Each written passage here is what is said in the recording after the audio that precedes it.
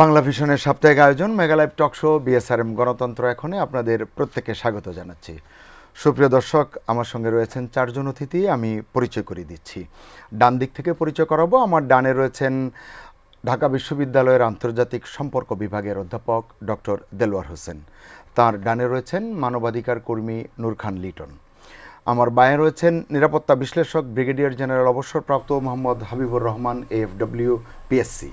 সর্ববামে রয়েছেন অভিবাসন ও শরণার্থী বিশেষজ্ঞ আসিফ মুনির। আপনাদের চারজনকেই স্বাগত জানাচ্ছি আজকের অনুষ্ঠানে।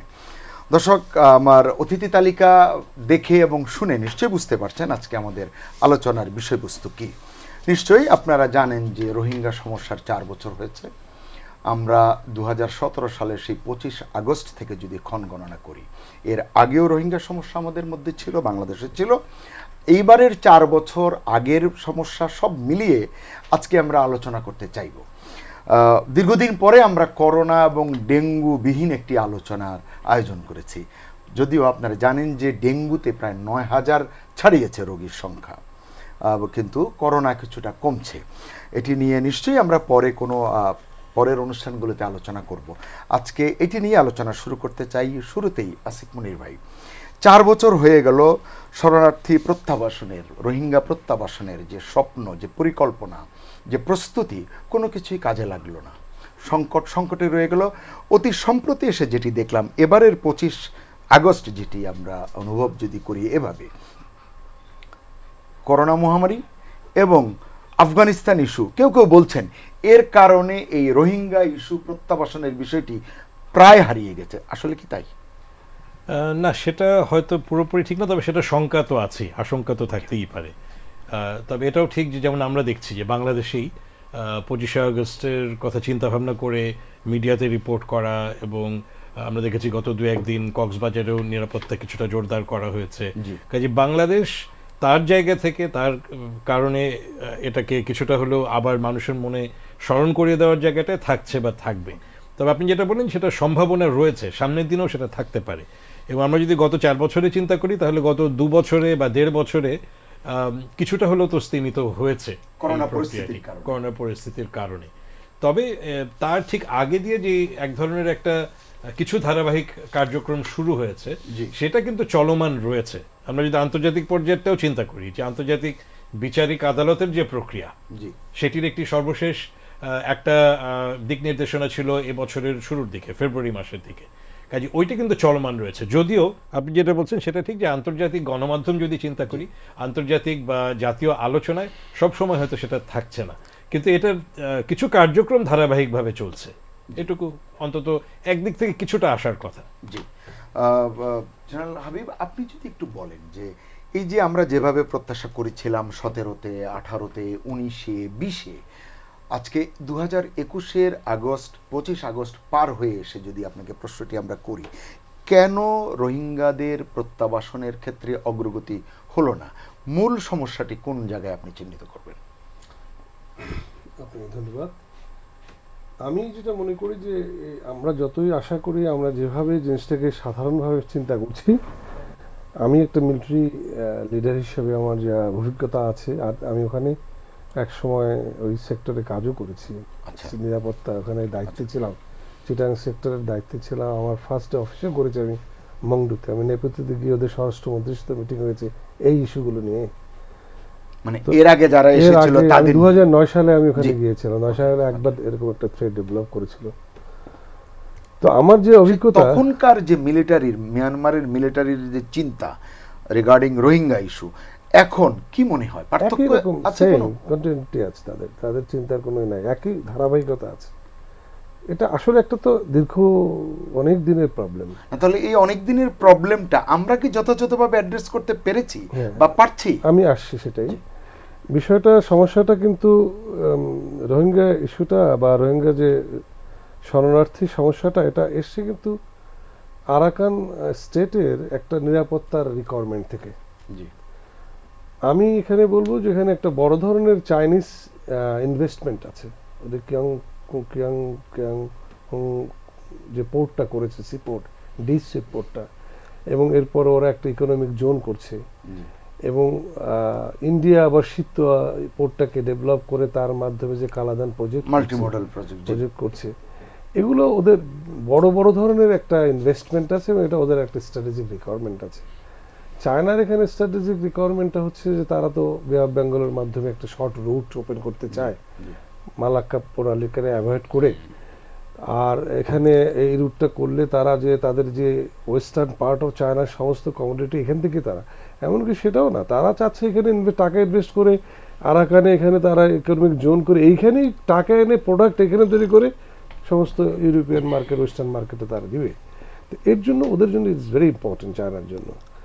আবার ইন্ডিয়ার জন্য ইম্পর্টেন্ট হচ্ছে ইন্ডিয়া চিকেন এর অল্টারনেটিভ একটা রুট বাংলাদেশের মধ্যে যে চিন্তা করছে, যেহেতু বাংলাদেশে দেখা যায় যে আওয়ামী লীগ না থাকলে বিএনপি আসলে এক ধরনের সিচুয়েশন আসে, সব কিছু মিলিয়ে তারা মনে করছে যে একটা অ্যানাদার অল্টারনেটিভ রুট চিত্তপোর্ট দিয়ে কালাদান প্রজেক্টের মাধ্যমে তারা মিজোরাম হয়ে একটা দে ওয়ান্ট টু হ্যাভ, সেখানে দুইটা ডাইমেনশন, একটা হচ্ছে ইকোনমিক ডাইমেনশন আর একটা হচ্ছে মিলিটারি ডাইমেনশন।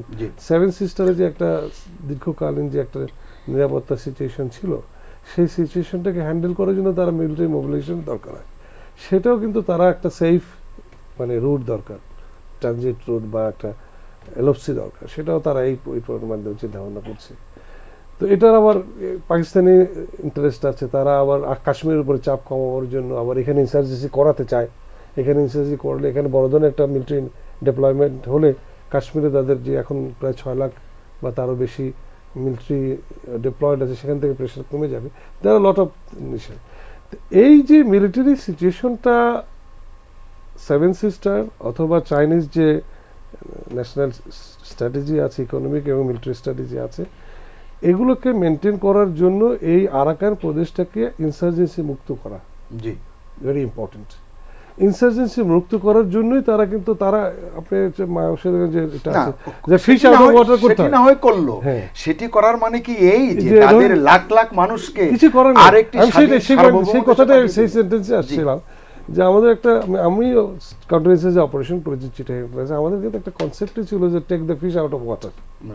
তো কোনো ইনসার্জেন্টই কিন্তু জনগণের সমর্থন ছাড়া সার্ভাইভ করতে পারে না। এই যে বলবে সাধারণ মানুষের উপরে কেন, সাধারণ মানুষের বাড়িতে গিয়ে ইনসার্জেন্টরা কিন্তু ভাত খায়, লজিস্টিক সাপোর্টটা পায়, তারা কিন্তু safe haven is the people's, জনগণের বাড়িঘর। তো যখন জনগণ এদেরকে সাপোর্ট করছে বা তাদের আশ্রয় দিচ্ছে, তাদেরকে যদি সেগ্রিগেট করা যায় ফ্রম দ্য ইনসার্জেন্টস, তাহলে কিন্তু ইনসার্জেন্ট সার্ভাইভ করতে পারবে না।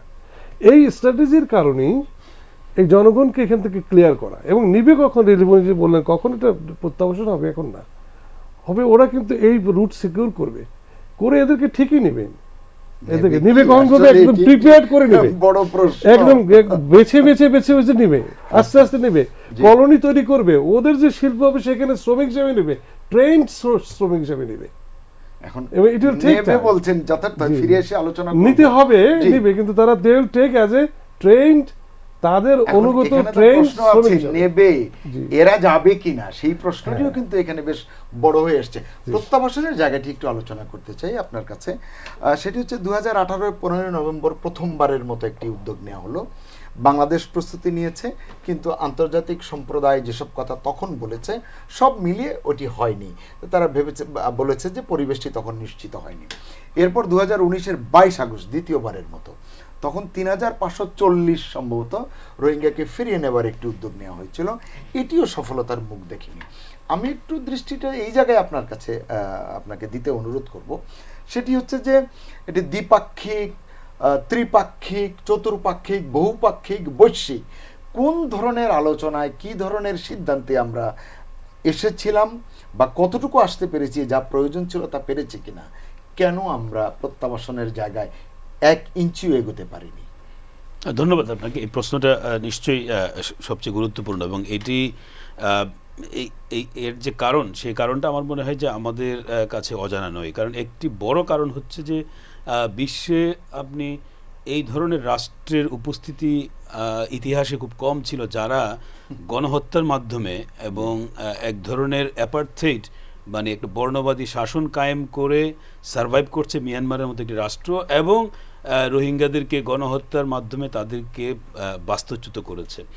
এখন সেই রকম একটি রিপ্রেসিভ রেজিম আবার যখন তারা তাদেরকে মানে মানে ডিসপ্লেস করছে, তাদের ভেতরে আইডিপি হিসেবে রোহিঙ্গারা আছে বাংলাদেশে, এখন প্রায় 11 লক্ষ বা তারও বেশি এখানে অবস্থান করছে, তাদেরকে ফিরিয়ে নিয়ে যাওয়ার জন্য ন্যূনতম যে একটা মোরাল রেসপন্সিবিলিটি নেয়া, এবং এটাকে এই যে আন্তর্জাতিক সম্প্রদায়ের যে বিভিন্ন উদ্যোগ, বাংলাদেশের সাথে মিয়ানমারের যে দ্বিপাক্ষিক যে উদ্যোগগুলো এবং কূটনৈতিক শিষ্টাচারের মানে মধ্যে মিনিমাম যে রেসপন্সটা, সেটা কিন্তু মিয়ানমার করছে না। কারণ এটা তাদের একটা স্ট্র্যাটেজি, কারণ তারা যেই কাজটা করেছে সেটা খুব ডেলিবারেটলি করেছে, যে এই রোহিঙ্গাদেরকে 78 সাল থেকে বলেন বা মানে বিশেষ করে 2017 সালের যে ইনফ্লাক্সটা, এটা কিন্তু তাদের একটা ডেলিবারেট একটা স্ট্র্যাটেজিক মানে স্টেপ ছিল এখানে টু অ্যাকোমোডেট একদিকে তাদের যে একটা মানে বহুদিনের স্বপ্ন, যে আমরা জানি যে রোহিঙ্গাদেরকে কিভাবে তারা চিহ্নিত করে, কালা কিংবা তারা ইলিগেল বেঙ্গলি, মানে 82 সাল থেকে অনেকভাবে। তো ফলে আমি মনে করি যে প্রাইমারিলি মিয়ানমারের মতো একটি রাষ্ট্রের যে মানে যে আচরণ, সেই আচরণটা হচ্ছে বহুলাংশে দায়ী।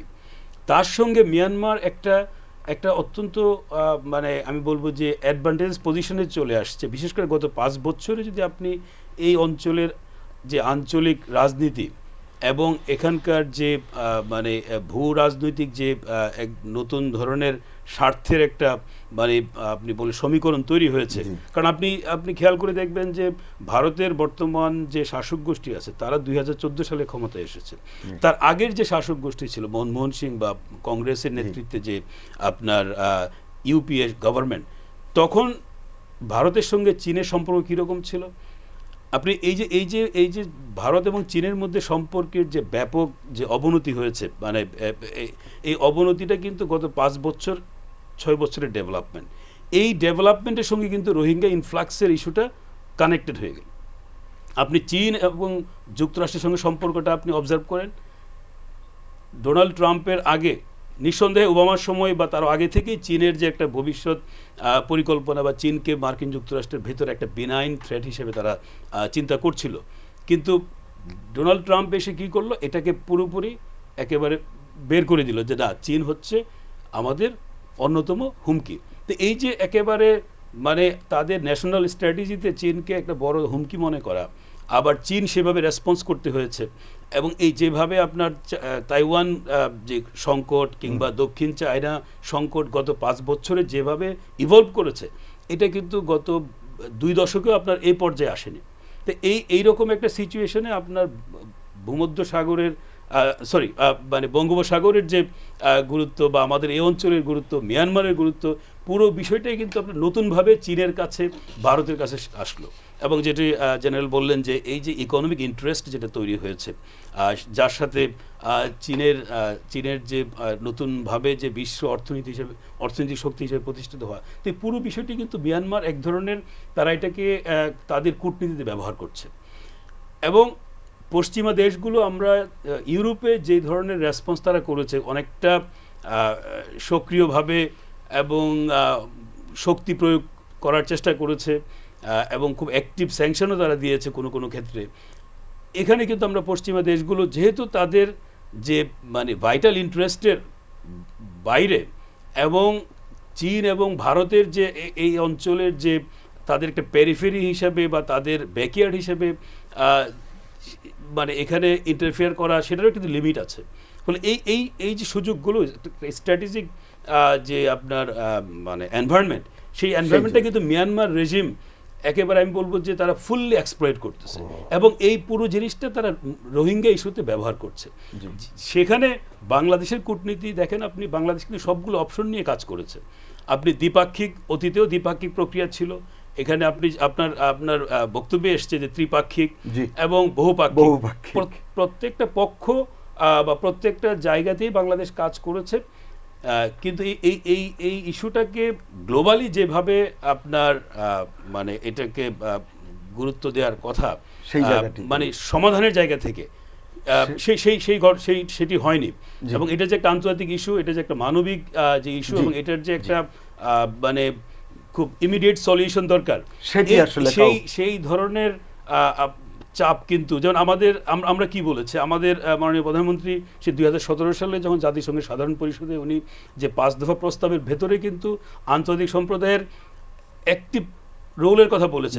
উনি সেফ জোনের কথা বলেছেন। সেফ জোন হচ্ছে একটা সিম্বলিক একটা মানে appeal to the international community two engage actively so that Myanmar regime will find a sort of deterrence, যে এই আচরণটা গ্রহণযোগ্য না। তো এইটা কিন্তু আন্তর্জাতিক সম্প্রদায় থেকে আমরা সেটা দেখিনি, এবং সেটা কিন্তু বাংলাদেশ বা কোনো একটা দেশ এককভাবে তাদেরকে এনগেজ করতে পারবে না যদি না তাদের ভেতরে যদি সে আর্টসটা তারা তৈরি না করে মোরালি এবং আপনার ডিপ্লোম্যাটিক্যালি। জি, নুরখান ভাই, আপনি তো মানবাধিকার নিয়ে আপনারা কাজ করেন, যে কথাটিতে অধ্যাপক দেলোয়ার শেষ করলেন, যে জায়গাটিতে বিশ্ব মানবতার দৃষ্টি আমরা চেষ্টা করেছি, তারা শুনেছে, সেভাবে হয়তো সাড়া দেয়নি, কিন্তু পশ্চিমা মোড়ল যারা আসলে মানবতার দোহাই দিয়ে বিশ্বের দেশে দেশে বিভিন্ন ধরনের কার্যক্রম অতীতে চালিয়েছে, এখনও হয়তো চালায়, সেই জায়গাটিতে বাংলাদেশ এই ভূখণ্ডের এমন একটি রাষ্ট্র কাঠামো, আমরা শুধু নিষ্পেষিতই হলাম,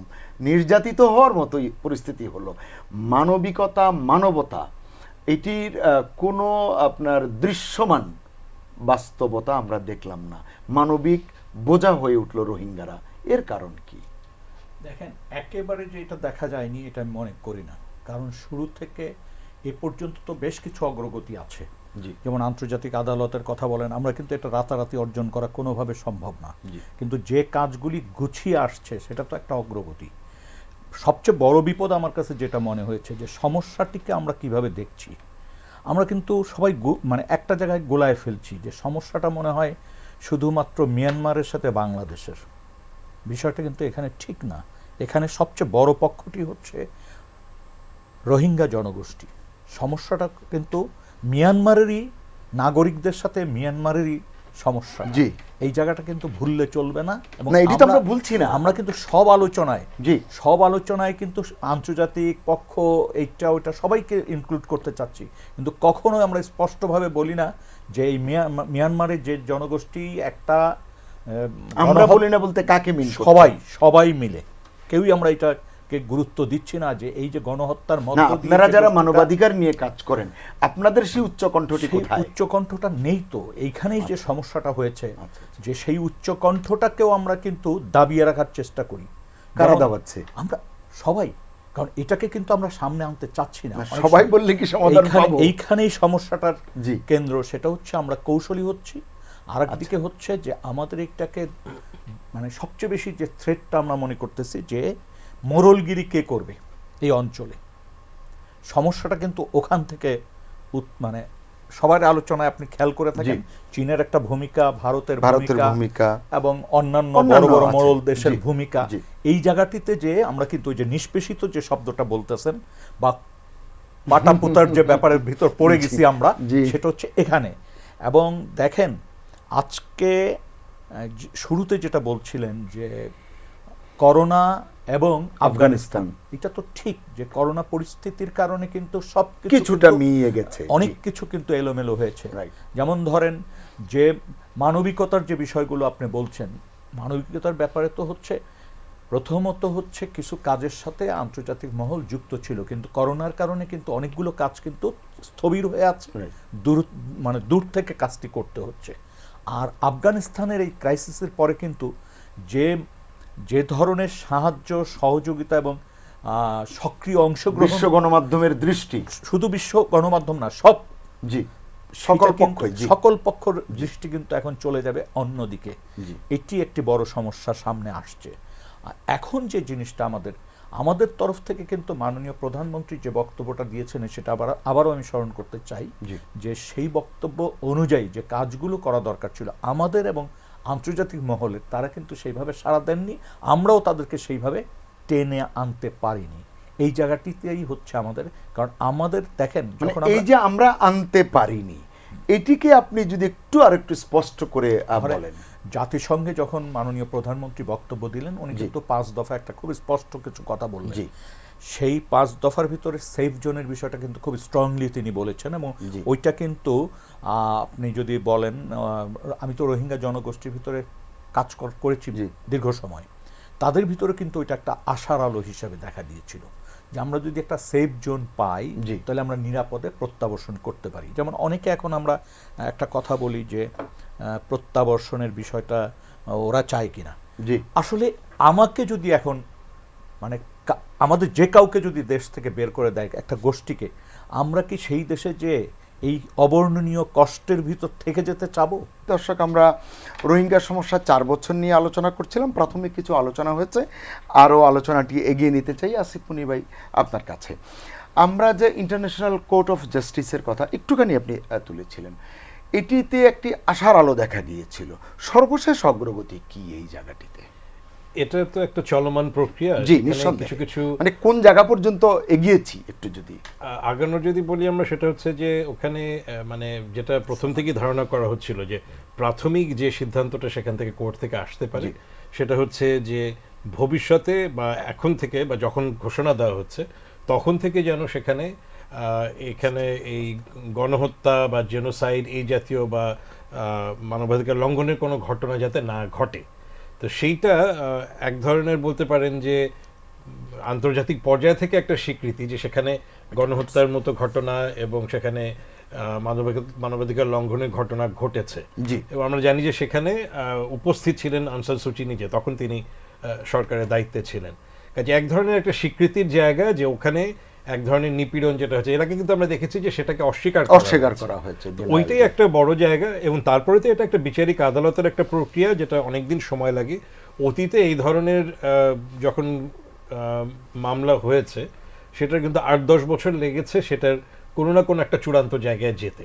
কাজে এটার একটা ধাপে ধাপে যাবে। প্রাথমিক ঠিক বিজয় বলা যাবে না, বা প্রাথমিক একটা জায়গায় শুভ সূচনা বলা যেতে পারে। শুভ সূচনা, এবং সেখানে তাদেরকে সতর্ক করে দেওয়ার জায়গাটা এসেছে যে তোমরা আর এই ধরনের ঘটনা যাতে না ঘটাও। কিন্তু এখনো ওই জায়গাটা আসেনি, কারণ সেখানে হচ্ছে যে তথ্য উপাত্তের ভিত্তিতে সেটাকে প্রমাণ করার ব্যাপারটা রয়েছে জি। যে অতীতে যে ঘটনাগুলো ঘটেছে, বা আমরা যদি বলি যে 2017 সময় থেকে যে ঘটনাটা ঘটেছে সেইটির প্রমাণ করার একটা জায়গা, সেটা আইনি প্রক্রিয়ায় যেটুকু সময় লাগে উভয় পক্ষ থেকেই সেটার একটা প্রক্রিয়া চলবে। তো সেই প্রক্রিয়াটা আছে। তবে ওই প্রক্রিয়াটাও যেটুকু আমরা দেখেছি যে এই করোনাকালীন সময় সেটারও কিছুটা একটু ধীরগতি হয়ে গেছে, এবং যেহেতু আলোচনার মধ্যে সেটা খুব বেশি নেই, তবে ওইটার একটা ধারাবাহিকতা আছে। ওটা যেহেতু প্রক্রিয়া শুরু হয়েছে, ওটা একটা পর্যায়ে কোনো একটা জায়গায় যাবে, এটুকু আশা করা যায়। আরেকটি বিষয় যে কথাটি বলছিলেন যে ওখানকার মানে রাখাইনের এখনকার পরিস্থিতি কি, বিশেষ করে 4 বছরের পূর্তি যদি এইভাবে যদি দেখি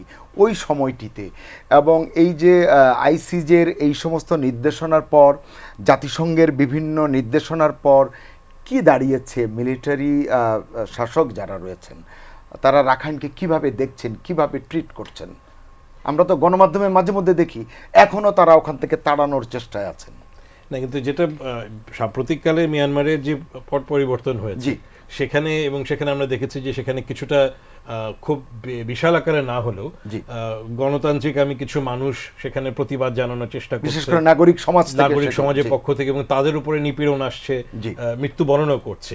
কাজেই কিছুটা হলেও দৃষ্টি কিন্তু এখন চলে গেছে সামগ্রিকভাবে এই পট পরিবর্তন, সেখানে গণতন্ত্র ফিরিয়ে আনা যাবে কিনা সেই হিসাবে। কিন্তু রাখাইনে যেটা হয়েছে সেটা কিন্তু তার আগেই হয়েছে। সেখানে যে নিশ্চিহ্ন করে দেওয়ার ব্যাপারটি, সেখানে বাণিজ্যিকভাবে সেখানে কি করা যেতে পারে, এবং ওখানে জনবসতি ছিল সেটিকে ধ্বংস করে সেটাকে নতুন সেখানে স্থাপনা চিন্তা করা, এই প্রক্রিয়াগুলো কিন্তু, এবং সেখানে আন্তর্জাতিক বাণিজ্যের যে অংশ, সেই প্রক্রিয়াগুলো কিন্তু আগে থেকেই চলছিল। কিন্তু আমি যেটা বলতে চাচ্ছি যে বর্তমান সময়ে যে পরিবর্তন এসছে তাতে করে কিন্তু নতুনভাবে সেখানে কোনো কিছু মানে দৃশ্যমান নয়, এই কারণে যে সেটা প্রয়োজন এই মুহূর্তে নেই। তবে একটি ঘটনা আছে যে সেখানে এখনো যারা আছেন, সেখানে বোধহয় 6-7 লাখের মতো এখনো রোহিঙ্গারা আছেন যারা আইডিপি হিসাবে আছেন, ইন্টারনালি ডিসপ্লেসড পারসনস। এখন তাদের ব্যাপারে কি সিদ্ধান্ত নেবে? তাদেরকে কি অন্য কোথাও স্থানান্তর করবে? তাদেরকে কি ক্যাম্প লাইক অবস্থান থেকে স্বাভাবিক জীবনযাত্রার দিকে যাওয়ার ব্যাপারে সুযোগ করে দেবে, নাকি যেভাবে আছে সেভাবেই থাকবে? এইটার উপরে কিছুটা ডিপেন্ড করবে ভবিষ্যতের দৃষ্টিভঙ্গি, যে তারা কোন দিকেটাকে নিতে চাচ্ছে। এখানে যদি পরিবর্তন না হয়, যে 6-7 লাখের কথা বলা হচ্ছে আইডিপি হিসেবে, তাহলে আমরা ধারণা করতে পারি যে খুব একটা পরিবর্তন হয়নি, তাদের যে আগের অবস্থান ছিল তাই। সেখানে, জি। আপনারা যেটা একটু আগে বলছিলেন যে 2বার প্রক্রিয়া হয়েছিল প্রত্যাবাসনের, জি। তখন আমরা ছবিও দেখেছি জি, দেখেছি। যে বিভিন্ন রকম ঘর তোলা হয়েছে এবং জি। সেখানে আন্তর্জাতিক সহায়তাও ছিল, চীন থেকে শুরু করে জাতিসংঘের বিভিন্ন সংস্থার সহায়তায় সেই ঘরগুলো তৈরি হয়েছিল। কিন্তু সেটার জন্য শুধুমাত্র অবকাঠামোগত একটি প্রস্তুতি ছিল, অন্যান্য যে প্রস্তুতিগুলো দরকার বা জি।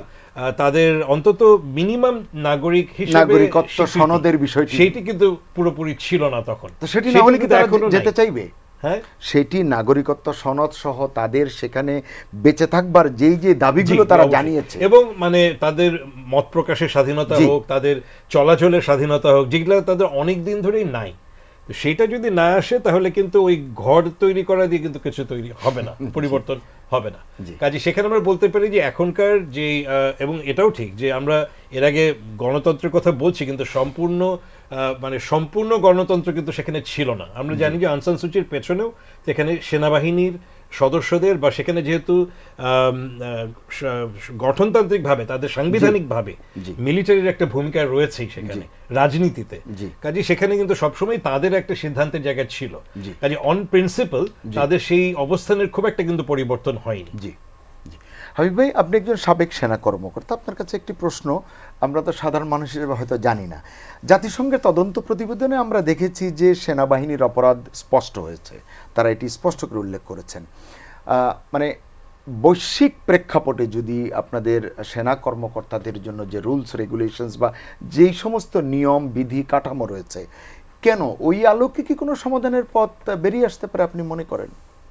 এই প্রশ্নটা মানে বিষয়টা হচ্ছে যে সেনা শাসিত মিয়ানমার এখনো, যেখানে জাতিসংঘ থেকে তাদের তদন্ত প্রতিবেদনে সেনা কর্মকর্তাদের অপরাধ জি। সুস্পষ্টভাবে প্রমাণিত হয়েছে, চিহ্নিত করা হয়েছে, সেই জায়গায় স্যাংশনের কথা তো আমরা শুনি, কার্যকরভাবে এটি থেকে সুফল আনার কোনো পথ আছে কিনা?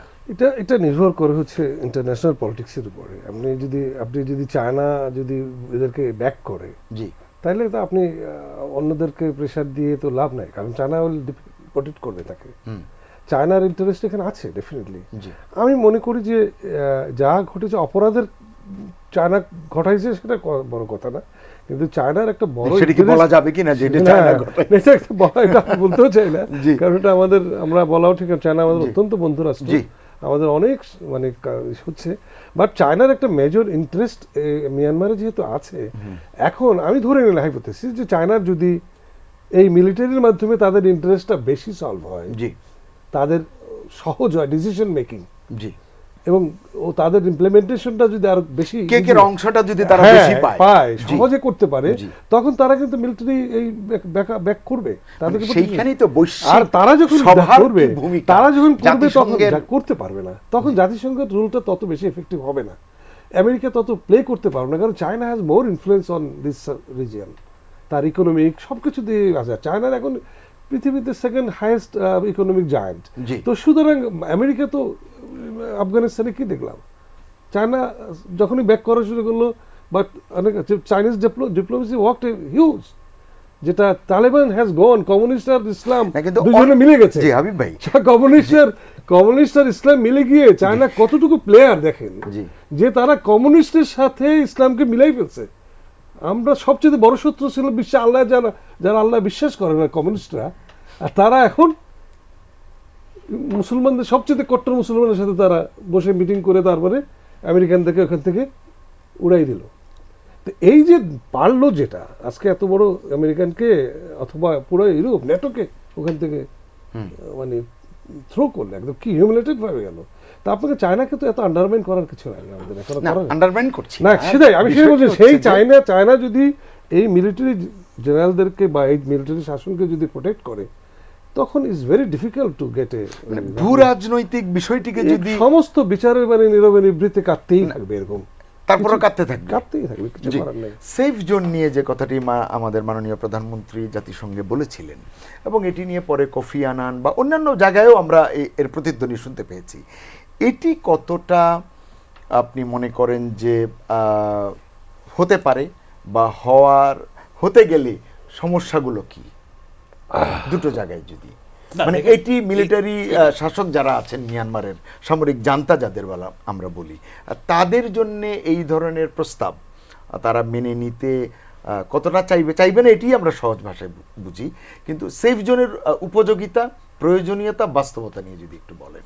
না দেখেন, বা এর কোনো বিকল্প আছে আমি কিনা? একটু আগেই বলেছিলাম যে এটি কিন্তু একটা প্রতীকী একটি জি, বিষয়। প্রতীকী। কারণ আপনার এটাকে আমি মনে করি এক ধরনের কূটনৈতিক চাপ সৃষ্টির জন্য আমরা আমাদের দিক থেকে যে দাবিটা, এবং এটা কিন্তু একেবারে আমি বলবো যে ইনকনসিস্টেন্ট না। কারণ আমরা যদি আন্তর্জাতিক রাজনীতিটা দেখি এবং এই ধরনের সিচুয়েশন আপনার আফ্রিকা বা আপনার পূর্ব ইউরোপ কিংবা সেন্ট্রাল ইউরোপের যে বিশেষ করে স্নায়ুযুদ্ধের সমাপ্তির পরে যে ঘটেছে অনেকগুলো আপনার সেই বোসনিয়া, হার্জেগোভিনা, তারপরে কোসোভো, এরকম অনেকগুলো কেস কিন্তু আছে যেখানে আমরা লক্ষ্য করেছি যে সেফ জোনের আইডিয়া কিংবা একটা মানবতার জন্য হস্তক্ষেপ, এই বিষয়গুলো কিন্তু অত্যন্ত, আমি বলবো যে এটি কোনো জাস্ট আবেগের বা একটা ভাবনার বিষয়, এটি কিন্তু বাস্তবেও কিন্তু সেটি প্রয়োগ করা হয়েছে এবং সেখান থেকে ফলও পাওয়া গিয়েছে। এখন এই সেফ জোন মানে এমন না যে মিয়ানমারের ভেতরে হঠাৎ করে আন্তর্জাতিক একটা বিশাল সৈন্যবাহিনী ঢুকে যাবে। এটি কিন্তু মিয়ানমারের সঙ্গে আলোচনা সাপেক্ষ হতে পারে। এমনকি মিয়ানমার যখন বলছে যে তাদের সীমান্তের ভেতরে তারা একটা সেফ একটা এরিয়া তৈরি করছে, অর্থাৎ রোহিঙ্গারা গিয়ে ওখানে থাকবে, তারপরে সেখান থেকে তারা তাদের গ্রামে যাবে, এইরকম একটা আলোচনা কিন্তু একটা সময় ছিল যখন দ্বিপাক্ষিক যে কূটনৈতিক প্রক্রিয়ার মধ্যে মিয়ানমার দৃশ্যত তারা যে ধরনের সহযোগিতার কথা বলেছে এবং তাদের ফিরিয়ে নিয়ে যাওয়ার কথা বলার সময় কিন্তু এই বিষয়গুলো ছিল। ফলে সেফ জোনের আইডিয়াটা হচ্ছে যে যদি মানে এটাকে যদি একেবারে মানে ম্যাক্সিমাম গেইনের জায়গা থেকে দেখি তাহলে মিয়ানমারের উপর একটা চাপ সৃষ্টি করা, আর যদি আপনার মিনিমাম এক্সপেকটেশনের জায়গা থেকে যদি দেখি তাহলে সেটা হচ্ছে যে এটা হচ্ছে একটা প্রক্রিয়ার অংশ। কারণ আপনি এই মানুষগুলোকে সরাসরি যে গ্রামগুলো পুড়িয়ে দিয়েছেন, যে গ্রাম থেকে তাদেরকে আপনি বাস্তুচ্যুত করেছেন, যেখানে আপনি তাদেরকে মানে ধর্ষণ থেকে শুরু করে অনেক ধরনের অপরাধ করেছেন, সেখানে তো আপনি নিতে পারছেন না। তো আপনি you need a safe space. তো সেই জায়গাটা কিন্তু বাংলাদেশের এটা একটা প্র্যাগমেটিক প্রপোজাল, এবং সেটা বাস্তবায়ন করা সেটা তো বটেই, তার চেয়ে আরও যে সহজ যে কৌশলগুলো সেটা বাস্তবায়ন করার জন্য কিন্তু সদিচ্ছার প্রয়োজন। এখন সেখানে চীনের যদি সদিচ্ছা না থাকে যে এই সমস্যার সমাধান হোক, ভারতের যদি সদিচ্ছা না থাকে, আপনার রাশিয়ার যদি সদিচ্ছা না থাকে, তাহলে কিন্তু আপনার এই সেফ জোন তৈরি করা সম্ভব না। কারণ সেফ জোনটা কিন্তু আপনার আসতে হবে জাতিসংঘের মাধ্যমে এবং নিরাপত্তা পরিষদের মাধ্যমে, এবং সেখানে যে চীনের হাতে যে চাবিটা আছে, যে ভেটো পাওয়ার, সেই ভেটো পাওয়ার দিয়ে তারা রাতকে দিন, দিনকে রাত করতে পারে। তো ফলে এই জায়গাটা তো আসলে মাথায় রেখে আমরা সব বন্ধ করে দিতে পারবো না। এখন চীন কি ভূমিকা পালন করবে, রাশিয়া কি ভূমিকা পালন করবে, যুক্তরাষ্ট্র কি ভূমিকা পালন, সেটা তাদের নিজস্ব ব্যাপার। কিন্তু এই ইস্যুটা তো আসলে বাংলাদেশের ইস্যুটা, এই ইস্যুটা হচ্ছে একটা আন্তর্জাতিক ইস্যু, একটা আঞ্চলিক ইস্যু এবং একটা মানবিক ইস্যু, যে ইস্যুতে আমরা গত কয়েকশো বছরের ইতিহাসে দেখি যে আপনার অনেক পরাশক্তি বলেন বা বৃহৎ শক্তি বলেন, তারা কিন্তু সহযোগিতা করেছে। এখন এই সহযোগিতার জন্য আপনার একটা ব্ল্যান্ড দরকার হয়, যেটা আমরা লক্ষ্য করেছি যে একদিকে স্ট্র্যাটেজিক গেইন, অন্যদিকে হিউম্যানিটেরিয়ান সাপোর্ট, এই দুটোর যে কম্বিনেশনটা যেখানে হয়েছে সেখানেই সাকসেসফুল আপনার ইন্টারভেনশন হয়েছে ফর হিউম্যানিটেরিয়ান সাপোর্ট অথবা সেফ জোনের মতো। এই মিয়ানমারের ক্ষেত্রে আমরা যেটা দেখতে পাচ্ছি যে ওয়েস্টার্ন ওয়ার্ল্ডের কাছে আপনার স্ট্র্যাটেজিক গেইনটা লিমিটেড, খুব কম, যেহেতু চায়না এবং ইন্ডিয়ার যে প্রিএমিনেন্স এই অঞ্চলটাতে, আর হিউম্যানিটেরিয়ান সাপোর্ট তার মানে একমাত্র ইনসেন্টিভ। যখন হিউম্যানিটেরিয়ান সাপোর্ট একমাত্র ইনসেন্টিভ, সেখানে কিন্তু এত বড় ঝুঁকিতে পশ্চিমা দেশগুলো যাবে না। মার্কিন আপনার এই আঞ্চলিক শক্তিগুলোর অবস্থা কি হয়েছে, তাদের কাছে হিউম্যানিটেরিয়ান সাপোর্টের চেয়ে স্ট্র্যাটেজিক গেইনটা অনেক বড় হয়ে গেছে, এবং বড় হয়ে যাওয়ার কারণে তারা দে আর আন্ডারমাইনিং হিউম্যানিটেরিয়ান সাপোর্ট। ফলে ওয়েস্টার্ন ওয়ার্ল্ডের এক ধরনের সমীকরণ, চীন এবং ভারতের আরেক ধরনের, বিশেষ করে চীনের সমীকরণ সম্পূর্ণ ভিন্ন বা রাশিয়ার। তো এই জায়গাটাতে কিন্তু আমাদের রোহিঙ্গাদের যে ভাগ্য ঝুলছে, এবং এই যে জটিল জায়গাটা, এই জায়গাটা যদি ঠিকমতো পরিবর্তন না হয় অথবা রোহিঙ্গাদের অনুকূলে না আসে, তখন কিন্তু আপনার no amount of diplomacy or your একেবারে যে হবে না তা না, বিষয়টা আপনার দীর্ঘায়িত হবে। আমি যেটা মনে করি যে এইরকম জটিল সিচুয়েশনে কিন্তু আপনার এই ধরনের মানে এই সমাধানের জায়গাটা কিন্তু একটা গ্র্যাজুয়াল প্রসেস, জি। এবং সেখানে কখনো স্লোপ একটা আউটকাম আমরা দেখি, অথবা কখনো হয়তো থেমেও থাকতে পারে। তো জি। এই অবস্থাটা মাথায় রেখে আমার মনে হয় সেফ জোন বলেন আপনি, অথবা আরো সফট যে ইনিশিয়েটিভ সেইগুলোর ইমপ্লিমেন্ট করার বিষয় আছে। জি, লিটন ভাই, এই যে চীন, ভারত, রাশিয়া কথাগুলো বলা হচ্ছে, এই তিনটি দেশ বিশেষ করে যদি বলি, তাদের সঙ্গে বাংলাদেশের চমৎকার সম্পর্ক রয়েছে, বাণিজ্যিক সম্পর্ক, কূটনৈতিক সম্পর্ক, এবং দেশের সঙ্গে দেশের যে দ্বিপাক্ষিক সম্পর্ক অত্যন্ত চমৎকার, মধুর। বিশেষ করে ভারতের সঙ্গে আমরা শুনে থাকি স্বর্ণালী সময় পার করছি আমরা। তা ভূ রাজনৈতিক প্রেক্ষাপট বা যেই আশঙ্কাগুলোর কথা আপনারা বা অন্য বিশেষজ্ঞরা, পর্যালোচকরা, বিশ্লেষকরা বলে থাকেন, সেটির আলোকে এই তিনটি দেশকে আমাদের দাবির অনুকূলে বা সপক্ষে আমরা কি কাজ করাতে পারি কিনা, বা এখানে কি কি প্রতিবন্ধকতা দেখেন? দেখেন, সবচেয়ে বড় ব্যাপার হচ্ছে এই তিনটি দেশের মধ্যে দুটি দেশ যাদের সরাসরি প্রচুর বিনিয়োগ আছে কিন্তু ওখানে, জি। এটা আমাদেরকে মনে রাখতে হবে। জি। সুতরাং তারা তাদের বিনিয়োগের নিরাপত্তার বিষয়টাকেই প্রাধান্য দিচ্ছে। আমরা যতই স্বামী স্ত্রীর সম্পর্ক বলি বা মানে ইতিহাসের সবচেয়ে গুরুত্বপূর্ণ সম্পর্ক জি। বলি, যেভাবেই বলি না কেন, তাদের কাছে কিন্তু মূলত বিষয়টা নির্ভর করছে তাদের বাণিজ্যিক জি। স্বার্থের জায়গা থেকে। এবং সেইখানে এখনই আমি এই মুহূর্তেই মনে করি না যে খুব সহসাই এই বিষয় সমাধানের জন্য এই দেশগুলো নিউট্রাল হবে বা আমাদের পক্ষে আসবে, এটা আমি এখনো মনে করি না। কিন্তু বিশ্ব ভূ রাজনীতি কিন্তু অনেক পরিবর্তন হচ্ছে, একেবারে যে থেমে আছে একটা জায়গায় সেটা মনে করার কোনো কারণ নেই। এবং মনে রাখতে হবে যে এখানে কিন্তু বিশেষ করে আমাদের সাগর পথটাকে জি। অনেকেরই এই জায়গা, এই ভূখণ্ডের দিকে নজর আছে, এবং কৌশলগত দিকে এটা সম্ভবত অনেক গুরুত্বপূর্ণ একটি জায়গা। জি।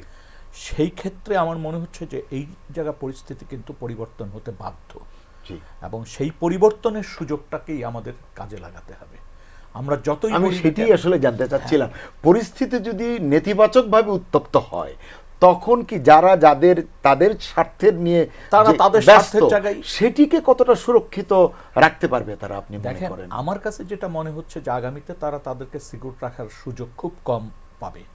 কারণ বিশ্বময় যে পরিবর্তনগুলো আসছে, এখানে যেভাবে নিপীড়ন করে এই জায়গা থেকে কিন্তু সরতে হবে এক সময়, এবং সেই জায়গাটিতেই আমাদের আমাদেরকে সুযোগগুলো গ্রহণ করতে হবে। আমাদের সুযোগ তো না, রোহিঙ্গা জনগোষ্ঠী তাদের রোলটা প্লে করতে হবে, এই জায়গাটি হচ্ছে সবচেয়ে বেশি গুরুত্বপূর্ণ।